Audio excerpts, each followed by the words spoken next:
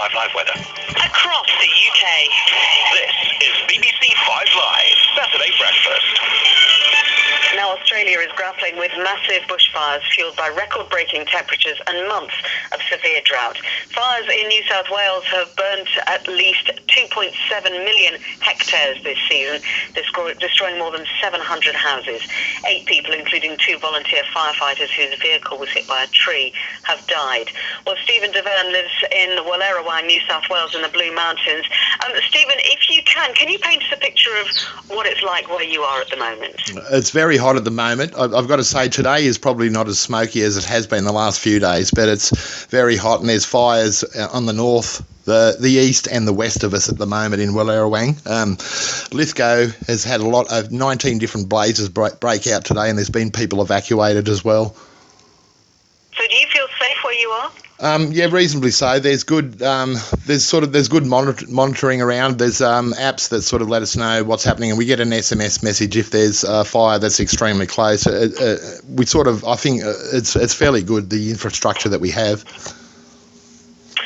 I mean, this is bushfire season in Australia, isn't it? But how bad is this compared to previous years? This is only usually the beginning of the bushfire season, but it's been going for probably 2 months now. And I remember growing up, I'm 52, I remember growing up and what we thought was a huge bushfire was 65,000 hectares. At the moment, the one that's bearing down on us is 500,000 hectares. So it's a huge fire.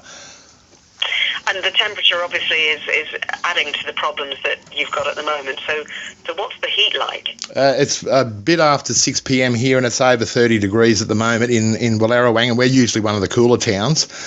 We've got a southerly coming in, which is going to give us a little bit of temperature relief, but it's going to whip the fires up in the opposite direction, obviously. And for you, in the build-up to Christmas as well, I mean, is this something, were you due to be travelling at this time of year? Have you got family travelling to you at all? Not myself. I was working over Christmas, but I know people that were travelling that have cancelled plans. And I also worked today, though, and we had people coming from Sydney looking to sort of look at the fires. A woman with 4 kids asked me, where's the best place to see the fires? And I couldn't believe it. I said, home on the television.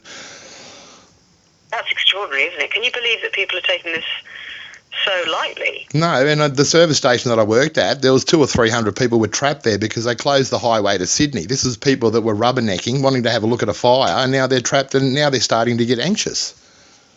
Well, quite. If you think the roads are going to get closed, then the last thing you want to do is head in the direction of where the fire is. And just a word about the Prime Minister at the moment, Stephen, because as we were hearing earlier on in the programme, he's been enjoying a holiday in Hawaii. He's totally lost the people's confidence, honestly. I think it must be, Australia must be having the hashtag of ScoMo resign, or sack ScoMo must be the biggest trending Twitter tag at the moment. Everyone is aghast. So ScoMo for Scott Morrison, obviously. Oh, that's what he calls himself, yeah, ScoMo. Sorry, I've slipped into his way of thinking. But he's honestly, he's a horrible, horrible person. If you don't know this in England, Scott Morrison is bloody horrible. Right. I think, yeah, obviously that's, you're taking that from that point of view. I mean, he says he's heading back now, and he's sorry that people have been upset by his absence. But yeah, I think you kind of sum up at one end of that view of the Australian Prime Minister. Well, did Winston Churchill take a holiday during Dunkirk? I mean, it's a national crisis. He should have been, as a leader, he should have been here. Yeah. Well, look, Stephen, the most important thing is that you stay safe and that people around you are safe as well. And I hope that this is improves very soon. Great to speak to you, Stephen Deverne, who lives in Wallerawang. Thank you. Stephen, thanks ever so much. Make sure you keep yourself safe, all right? Thank you. Stephen, actually, the president of the ScoMo fan club. Yes.